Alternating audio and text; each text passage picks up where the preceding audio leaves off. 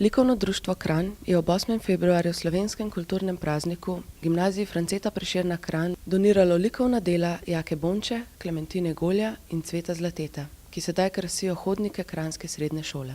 Ali pogosto sodelujete z likovnim društvom Kranj? Ja, to sodelovanje je že utečeno, traja že kar precej let.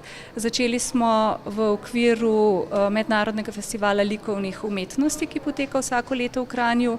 Takrat so nam prvič podarili svoja likovna dela, in sicer je šlo takrat za 20 likovnih del. Potem pa pravzaprav smo nekako nadaljevali skupaj s tem festivalom, tako da so nam vsako leto podarjali svoja dela. Zdaj v zadnjem času pa dobivamo dela posameznih avtorjev, tako lani dela Klavdija Tute, letos pa dela teh 3 avtorjev, ki sem jih že omenila. Vse pa v bistvu za naše dijake, tako da se ob tem nekako likovno izobražujejo. To so didaktične donacije in tudi zbirka, ki nastaja, je didaktična zbirka. Ali je razstava odprta za širšo javnost? Ja, razstava je odprta za širšo javnost.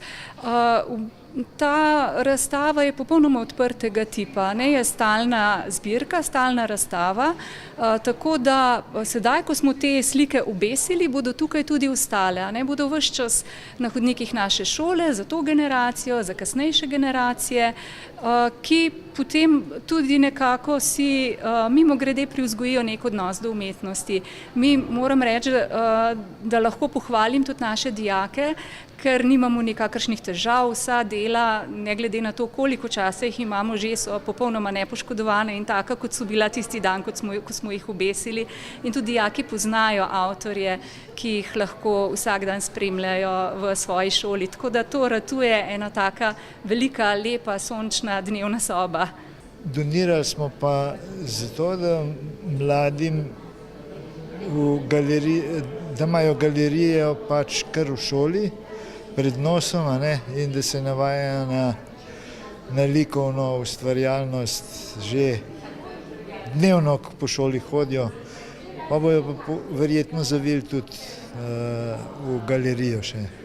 Klementina Golja je mnenja, da si predvsem vsako likovno delo sodobne likovne umetnosti vsak razlaga po svoje in upa, da dela nagovarjajo tudi mlade. Eden izmed načinov, da mladini približamo likovno umetnost, je tudi današnja donacija.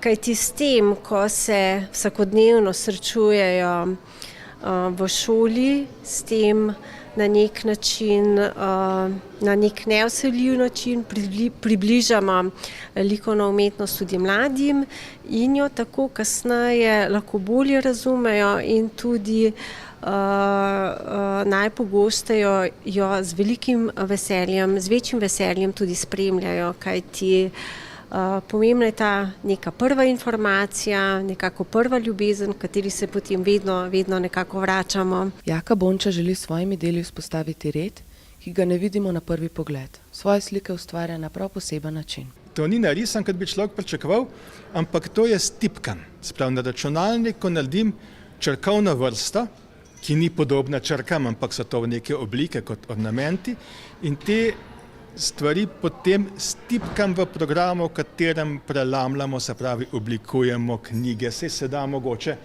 slediti posameznim elementom, kako se oni nizajo v vrstah. Gre za stalno razstavo, ki je v prostorih gimnazije Franceta Prešerna na ogled za širšo javnost.